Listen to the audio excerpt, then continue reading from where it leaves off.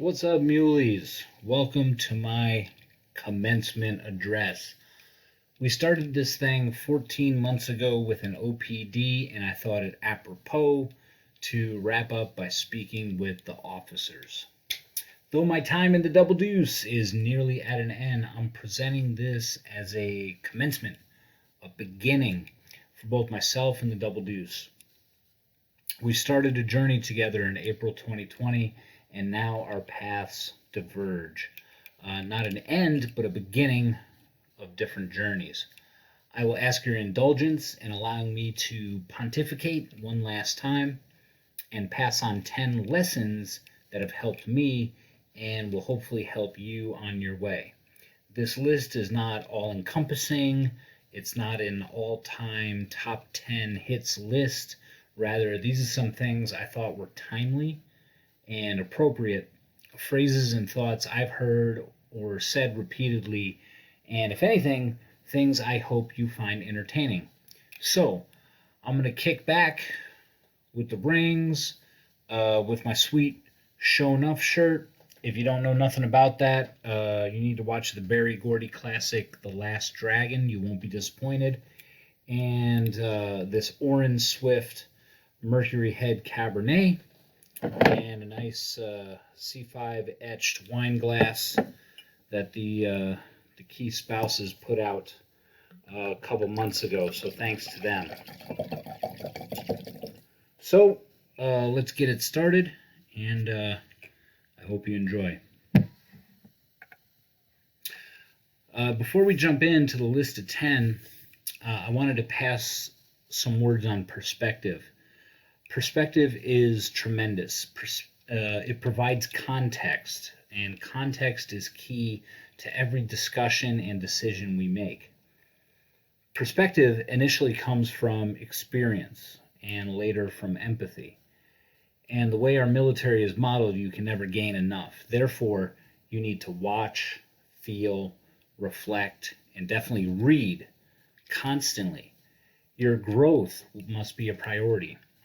The alternative is to become a mindless cog who shuffles along until the next mindless cog comes along. This is a curse of bureaucracy. A guaranteed salary and benefits are great for you, but they do nothing for innovation, nothing for growth. Our leaders can push initiatives all day, but people react to incentives. They act based on what benefits them. What is your incentive to grow? If you're looking for an answer in your job, it's probably not there. We don't have performance-based incentives unless you want to be the person chasing awards and medals for a hit of serotonin. Our system is based on time, selling our time to the government. It is assumed that you will provide value, but that is not guaranteed. It comes down to a sense of duty, a sense of honor. We're talking about intrinsic motivation. At the basis level, it is about humanity, the fact that our species and our country have survived and thrived thanks to our entrepreneurial spirit. Healthy competition, intrinsic pride, whatever you want to call it, this drives us. It is natural, it is visceral, and it is good. Shifting gears, rolling into the list of 10. We have a transparent squadron, and we've worked very hard to create an environment where you can come to understand the why behind things. These sit-down talks, officer calls, all the communication can create some negatives as well as positive. It really comes down to what you do with the knowledge you've been given. You know, or at least have available, way more information on how the world works than those of us who've been around for a while.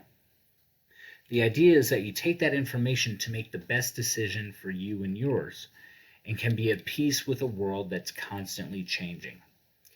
Not everyone has the mental or emotional maturity to do that, and there can be some jealousy and resistance to change as events unfold. So our first 3 tips kind of get at that and hopefully provide a little more clarity. Kicking it off with one of my favorites. Don't count other people's money. We beat this up a little bit in February during the ownership JPD. A number of experienced members, when asked about the Double Deuce culture, have talked about healthy competitiveness. We understand limited resources and opportunities, but we support each other and cheer each other's successes. Occasionally, you do hear that toxic individual, though, or maybe someone just slips up. They wonder how someone got a particular job, assignment, award, opportunity. They might go as far as to declare that it was not deserved, or go even farther and make a judgment about the person themselves. I like this phrase because it guards against this gateway to really toxic thinking and lines of thought that can rot an organization from the inside. If you want to be a really functional human, be mindful of yourself and take care of the things you can personally control.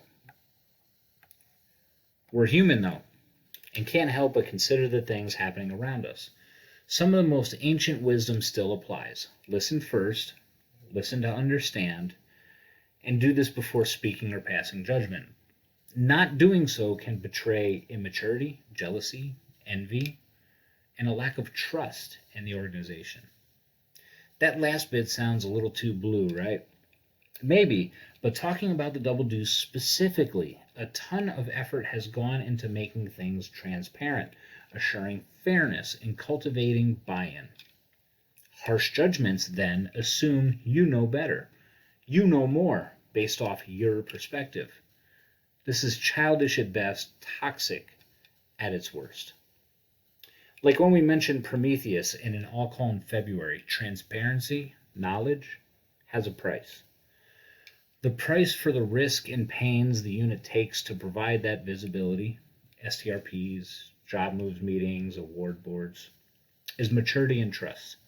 Accepting things for how they are and know that good leaders are doing their best to do the most for their people. I say all this, but that doesn't mean to go through life blindly or submissively either. Ask questions, provide feedback, because that helps keep everyone honest, and it's how we learn. Just don't let things eat you up and become toxic. Balance. That'll be an underlying theme. Harmonious balance. Change is the only constant.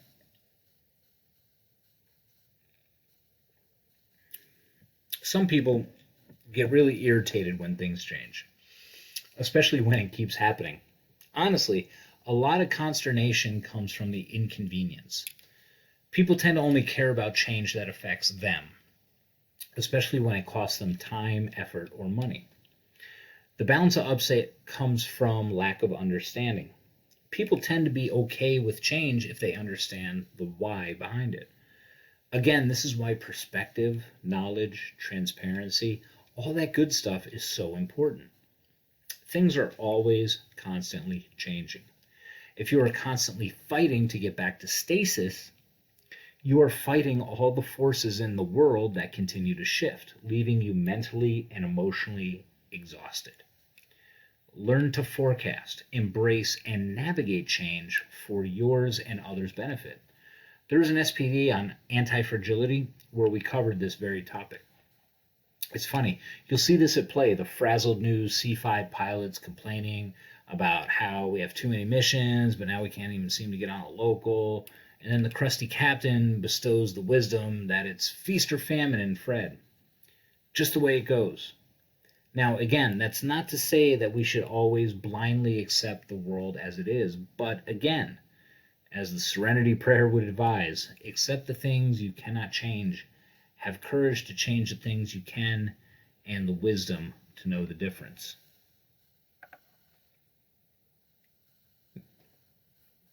Happiness is not somewhere else. The grass is always greener, as it were. I cannot tell you how many people I've seen get that aircraft, that location, that job they've been pining for, and still complain. Generally, people who are not happy in their present are not much happier elsewhere. Likewise, you see great people move on to great things and hear how well they're doing. That's because they would be great anywhere. They have a healthy, mature mindset.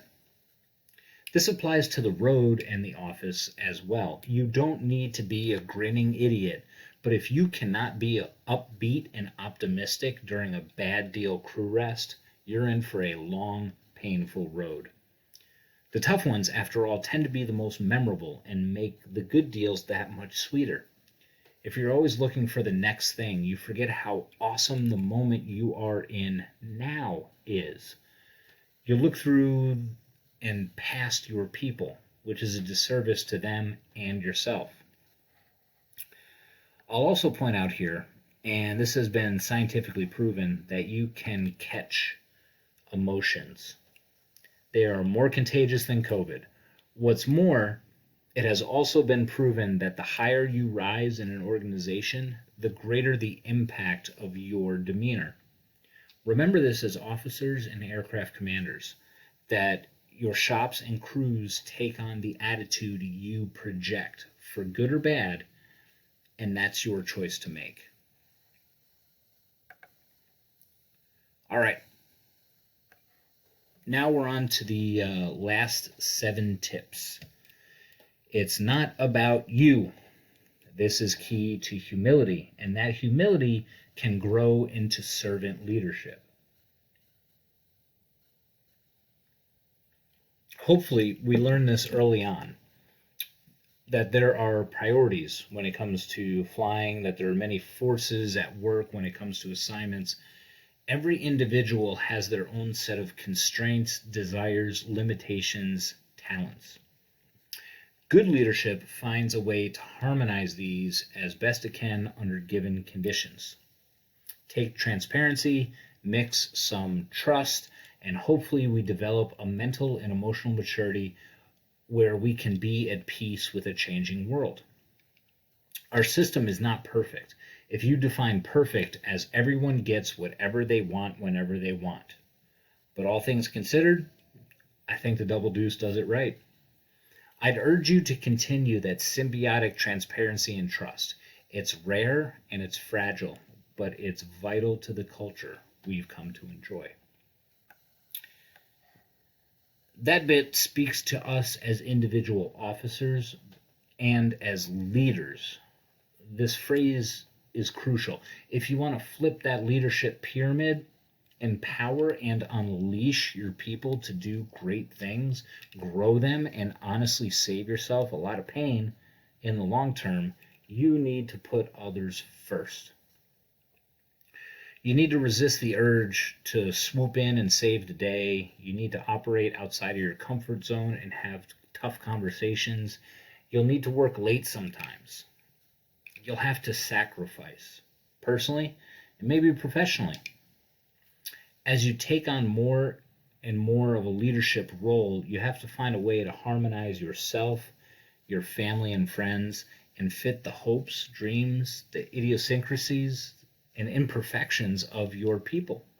Leadership, life, even your career is not about you. To be done right, it must be based in service. And the alternative is to be a careerist. We know those types. And though they may reach some level of success, no amount of stratification, awards, or choice assignments can compensate for character, strong relationships, and the trust and admiration a life of service will afford. Win the ease and you'll win your freedom. A little William Wallace for you. If you are not establishing professional relationships with the enlisted members of your shops, have an enlisted counterpart to bounce thoughts and ideas off of, if you're not leaning on your NCOIC and primaries on the road, learning about their lives and careers, you're wrong. It may seem like the O's and E's operate in parallel lines, only intersecting at the top or when on the road, but it is not and should not be this way. Engaging with your E's can unlock tremendous perspective, wisdom, and create a truly effective shop. The C5 has been called the crucible of leadership because of the size and complexity of the aircraft and crew. Apply this to the Double Deuce as well, a massive squadron with such diverse and dynamic people, ranks, and positions. Learn to operate and lead in this environment, and you will be far ahead of your peers in other squadrons and airframes. Learn to integrate with and lead your enlisted, and you'll see how hard a crew can work, how much easier things can be on the road, and how much easier things can operate in your shop. You'll reap the benefits of getting to employ all this leadership stuff we've been talking about. Experience the joy of celebrating their successes and help them push through tough times. We have an awesome job. You may be asking what a greater relationship with REs looks like. Did you know that in AFI 362618, the enlisted force structure under senior non-commissioned officer responsibilities is, quote, deliberately develop junior enlisted airmen, non-commissioned officers, fellow senior non-commissioned officers, and company grade officers into better followers, leaders, and supervisors, end quote. Under the role of Chief Master Sergeant, chiefs, quote, strongly influence the professional development of company grade officers, end quote. Go find yourself a good chief, senior, or master sergeant and chat. It is literally their job to help develop you. Some of the best mentorship and perspective I have received, even as a lieutenant colonel, has been from informal conversations with senior NCOs in the Double Deuce. It's not like we sat down with a formal plan or anything, but it was in the context of the professional relationship where we've been able to share, to bond, and the mentorship just happens, sometimes without you even knowing it. But you have to take the step to reach out. Having the drive to form these relationships will set you up for life, because it will be easier and easier over the years to form bonds with all your people. Like anything, it's those willing to put in the work who will outstrip their peers. In the less formal realm, on the road, in the office, outside of those, what does this relationship look like? It's not rock science. Be a good person, get to know people, do the crew meals, participate in muley clubs, find shared interests. Just be professional. Don't cross any lines and do everything in your power to serve your people. You'll get it. All right. We're halfway through, so I'll hit you with my last sponsor plug. I used Cameo for some Mother's Day messages this year, and it's awesome. Go on the site or the app, find a celebrity, athlete, reality TV personality, whoever interests you. Type them a message about what you'd like them to say, pay their fee, and boom, soon you'll have a personalized video sent to you. And you can do this for yourself or others. And some celebrities will send DMs for a much smaller fee. So check out Cameo and enjoy. Number 5. Preserving the relationship is key. The most effective people I've ever met are those that build and nurture relationships. They don't just surround themselves with other high-performing individuals, but also have a way of building bridges with everyone they touch. If you're a pretty functional being, this is fairly easy when things are good.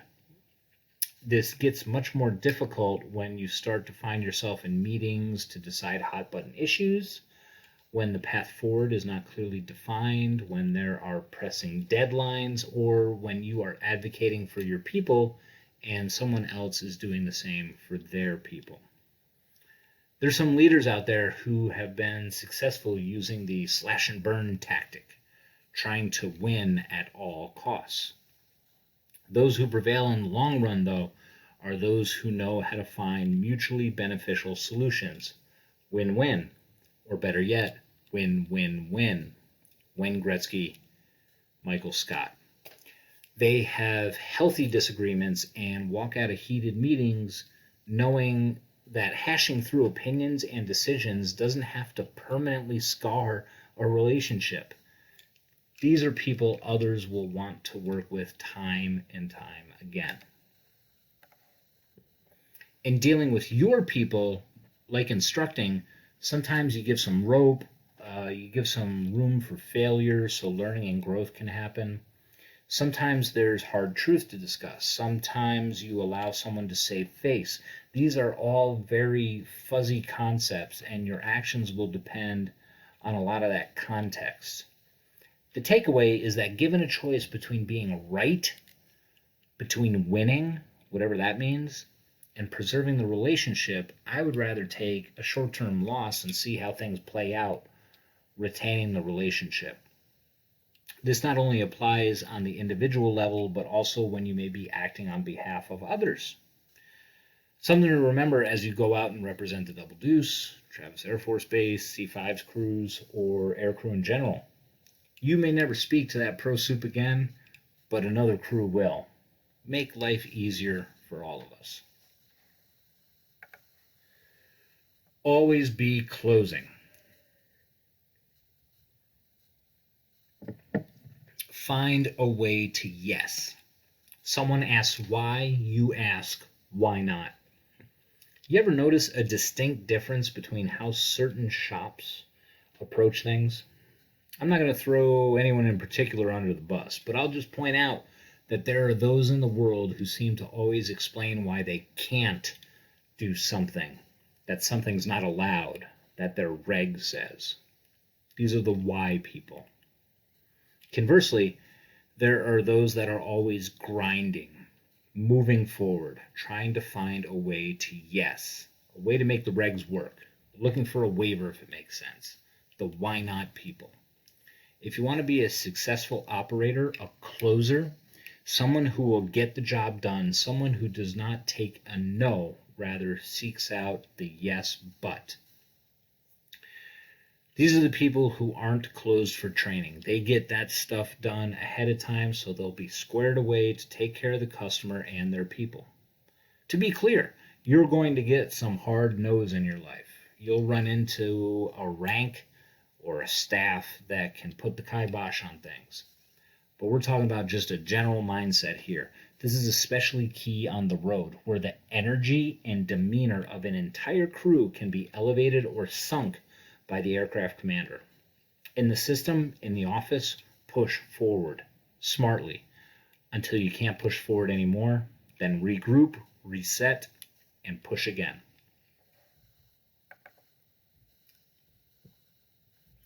You're not helpless, and you're not alone. Figuring out life, this Air Force thing, Fred, it's a lot. Just like any community, there are norms and practices, things going on you know little about. And that's okay. It's all part of the growing experience. The first bit, you're not helpless, is a call to action. If there's something you don't know or understand, ask. Ask your peers, your supervisor, chief pilot, commander, those senior NCOs we were just talking about. What about when you don't know what you should know? How can you hope to identify the unknown unknowns? For as much communicating and messaging as we do, we being the Double Deuce or Air Force at large, some people still do not pick up on or capitalize on the information. If I was going to put it bluntly, no matter what success means to you, you cannot be successful going through life blind, deaf, and dumb. Unless, of course, that's how you define success. So, you need to throw those sensors out there. Be talking to others. Be listening to discussions. Analyze what is happening around you and try to get to understand the why. Read. Follow social media threads. Be in touch with the world around you, and that can form the basis of your questions. The second bit, you're not alone, is a promise. There are so many people around to help, not just official resources, but people, especially in this squadron, are extremely helpful. If you need to talk, someone to study with, career questions, just about anything, there are people more than willing to help. Also, look at your peer group. Chances are others have the same questions or thoughts. Link up with them and provide mutual support. Between Slack, the Double Deuce Cloud, unit events, there's so much information and opportunity for socializing that you should have every resource you need. You just have to do the work and reach out, which you'll do because you're not helpless. And as you grow into your roles, your own leadership style, you'll start helping pull others along, building relationships, providing guidance, and boom, one day you'll wake up and realize you're a full-blown leader. Number 2, perfection is attainable. Here's some semantic gymnastics for you. Here, I'm alluding to an SPD from way back, and a quote from Billy Bob Thornton in Friday Night Lights. Long story short, it depends how you define perfection. If you did everything you could, there wasn't one more thing you could have done. If you can live in that moment with clear eyes and love in your heart, joy in your heart, then you're perfect. As you go along, each mission, each work project, each local, each PCS, each rank, each leadership opportunity, each feedback session, and you leave it all on the field, then you've done it. Easy? No. Attainable? Yes.